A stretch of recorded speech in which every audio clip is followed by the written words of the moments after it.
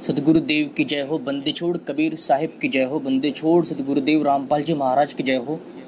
सत्साई पुण्यात्मा परमपिता परमात्मा आप सभी मेरे भाइयों का ज्ञान विवेक दिन प्रतिदिन इतना बढ़ा दे कि कोई भी अज्ञानी अधूरा काल का दूत आपको तनिक भी भ्रमित ना कर पाए। पुण्यात्मा, नकली कबीरपंथी योग की शाखा में कुछ ऐसे धूर्त चालाक चतुराई करके कुछ लोग गुरु बन जाते हैं, लेकिन वो अपनी सोच से ही खुद को गुरु मानते हैं, उनको कोई गुरु नहीं मानता है। अब इस काल के दूत को इनके ही गुरु ने धुतकार दिया है, वहाँ से इसको निकाल दिया है, उस आश्रम से इसको निष्कासित कर दिया है और इसको गुरुद्रोही भी घोषित कर दिया है। लेकिन यह अपने कार्य से या अपने ऐसा कार्य करता है, ऐसा काम करता है कि बाज नहीं आता है। अपनी ये हरकतों से, अपनी अज्ञानता के कारण, अपनी सोच के कारण गुरु बनने की भूख ने इसे इतना अंधा कर दिया है कि ये किसी के भी बारे में उल्टा सीधा बोलता ही रहता है। अरे जो अपने गुरु का ना हो सका, जो अपने गुरु का निंदा करता फिर रहा है, वो किसी और की क्या तारीफ या क्या स्तुति कर पाएगा? नहीं। ये मन से जलता है हर किसी पर जो गुरु पद पे विराजमान है, क्योंकि ये काल का दूत जिस पंथ में था वहाँ पर इसकी दाल नहीं गल पाई।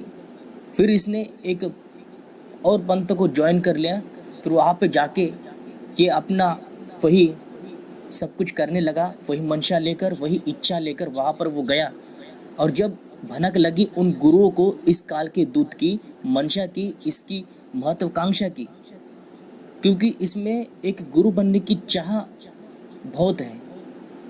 अब ये वर्तमान में ऐसे ही ठग रहा है, भोले भाले भक्तों को जोड़ जोड़ कर, संगत को तोड़कर, उनके गुरु के खिलाफ बोलकर, उनको तोड़कर ये अपनी ही विचारधारा उसमें फिट करता है, अपनी बुद्धि की अज्ञानता को। अब ये कारण यही रहा है कि जिसकी बुद्धि कम होगी, कम अकल वाले बुद्धिहीन प्राणी होंगे जो इनसे जुड़े रहेंगे, क्योंकि जो गुरु का नहीं है वो गुरुद्रोही है और इसको परमात्मा के ज्ञान का या कोई ज्ञान का नाम का प्रचार करने का भी अधिकार छीन लिया गया है। इसको कोई अधिकार इनके गुरुओं ने नहीं दिया है, उनके आश्रमों ने, वहाँ से उन गुरुओं ने इसको गुरुद्रोही घोषित कर दिया है, इसको गुरुद्रोही घोषित कर दिया है। लेकिन ये सुधरेगा नहीं, इसको सुधारने का और एक है मार्ग है जो इसको इसके अंजाम तक पहुंचा कर ही रहेगा।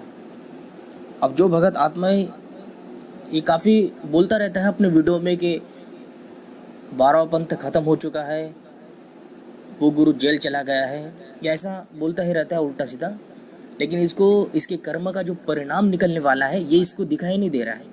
क्योंकि अभी गुरु बनकर ये लोगों को काफ़ी ठगता है, भोले भाले लोगों को जोड़ता है, और जिनको कोई ज्ञान ही नहीं, कोई परख नहीं शब्द की, ना कोई ज्ञान है, ना ही वो शब्द का पार किए, और ऐसे भोले भाले भक्तों को जिनको कोई भक्ति क्या है, सत्य भक्ति क्या है, परमात्मा क्या है, सत्य पुरुष क्या है, शब्द क्या है, ये पता ही नहीं है, उन सबको मिसगाइड करके, अर्थों का अनर्थ करके उनको अपनी राह पर चलाता है, जबकि इसको कोई अधिकार नहीं है गुरु बनने का, नामदान देने का। ये अपने गुरु से विमुख द्रोह करके गुरु बन बैठा है मनमुखी, तो इसकी बातों में आपको बिल्कुल नहीं आना है, ऐसे गुरु द्रोही के। तो पुण्यात्मा, दादू साहब की वाणी है, उसमें सीधा प्रमाण मिलता है मंत्र की महिमा के बारे में। मंत्र के बारे में उन्होंने क्या बोला है उसे देखते हैं। तो ये देखिए, ये दादू साहब की वाणी है, गुरु उपदेश, उस वाणी का अध्याय है गुरु उपदेश। तो यहाँ पर दादू साहब क्या कहते हैं, देखिए, दुर्लभ दर्शन साधका, दुर्लभ गुरु उपदेश, दुर्लभ करीबा कठिन है, दुर्लभ परक अलेश। दादू अविचल मंत्र, अमर मंत्र, अक्षय मंत्र, अनभय मंत्र, राम मंत्र निजसार, संजीवन मंत्र, सबिरज मंत्र, सुंदर मंत्र, शिरोमणि मंत्र, निर्मल मंत्र, निराकार। अलख मंत्र, अकल मंत्र, अगाध मंत्र, अपार मंत्र, अनंत मंत्र राया, नूर मंत्र, तेज मंत्र, ज्योति मंत्र, प्रकाश मंत्र, परख मंत्र पाया। अब यहाँ पर दादू साहब जी मंत्र के बारे में बता रहे हैं, उस शब्द के मंत्र की महिमा को बखान करते हैं अमर शब्द के रूप में। वो अक्षय शब्द है, वो नी अक्षर शब्द है, वो विधेय शब्द है, वो बिरहुल शब्द है। उसके बारे में दादू साहब मंत्र की संज्ञा देते हैं शब्द को, परमात्मा के उस अगाध नाम को, उस सार नाम को, सार शब्द को मंत्र की संज्ञा, मंत्र का नाम दे रहे हैं। और वो मंत्र अमर है, संजीवन मंत्र है, बिरज मंत्र है, सुंदर मंत्र है, शिरोमणि मंत्र है, निर्मल मंत्र, निराकार। तो उसकी महिमा है ये मंत्रों की। लेकिन इस कालदूत ने जो मंत्र का खंडन किया है, तंत्र मंत्र सब झूठ है, एक वाणी ले ली वहां से और उस पर ये स्थिर रह गया, उसी को इसने फाइनल मान लिया। भाव, संतों की वाणी के भाव दो प्रकार के निकलते हैं। अब जिस भाव का जो गुरु होता है उसी भाव को वो पकड़ लेता है और फिर उसी अपने अनुभव को, अपने ज्ञान को, जो उसने पाया है जिस भाव के स्वरूप में, वही स्वरूप के अनुसार, अपने अनुभव के अनुसार वो आगे को ज्ञान देता है। और इसने यही काम किया है कि कहीं से मंत्र और तंत्र की जो वाणी ली है कबीर साहब की। अब कबीर साहब का जो मत था मंत्र और तंत्र के बारे में, वो योग मत के जो मंत्र है, जो काल के मंत्र है, उसके लिए वो खंडन करते हुए बोला गया शब्द है कि वो तंत्र मंत्र झूठ है, मूल मंत्र झूठ नहीं है। मूल साधना के सत मंत्र जो है, सत शब्द जो है, इसे सत गायत्री गुज मंत्र कहते हैं, गायत्री पटल कहते हैं, वो मूल मंत्र है मूल साधना की। उसको झूठ नहीं बोला है कबीर साहब ने, और गरीबदास महाराज ने भी उसका समर्थन किया है। लेकिन ये बात इसको समझ में आने वाली नहीं है, क्योंकि इसको अपना ये जुगाड़ जमाना है, गुरु बन के ठगना है, लोगों को बेवकूफ़ बनाना है, मूर्ख बनाना है। तो पुण्यात्मा समझो इस बात को कि बड़े बड़े संतों ने, महंतों ने और महापुरुषों ने इसका प्रमाण दिया है कि उस नाम का प्रमाण दिया है। उस नाम को शब्द कहो, उस नाम को नी अक्षर कहो, अमर शब्द कहो, अमर मंत्र कहो, मंत्र कहो या शब्द कहो। शब्द को ही मंत्र कहा गया है। कबीर साहब के वाणी में शब्दों को ही मंत्र कहते हैं।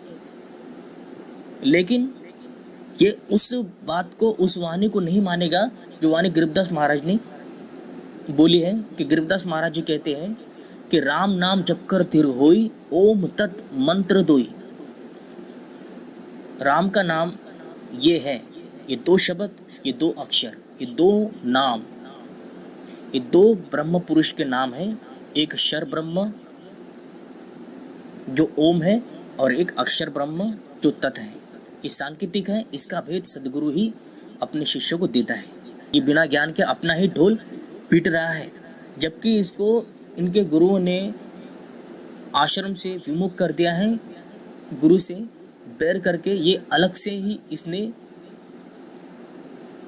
मदन पंथ के नाम से अपना पंथ खड़ा किया है, जबकि उन गुरुओं का कहना है कि मदन पंथ का नाम का कोई पंथ ही नहीं था, मदन पंथ ही कबीर पंथ था। इसने उस कबीर पंथ को मदन पंथ बना दिया,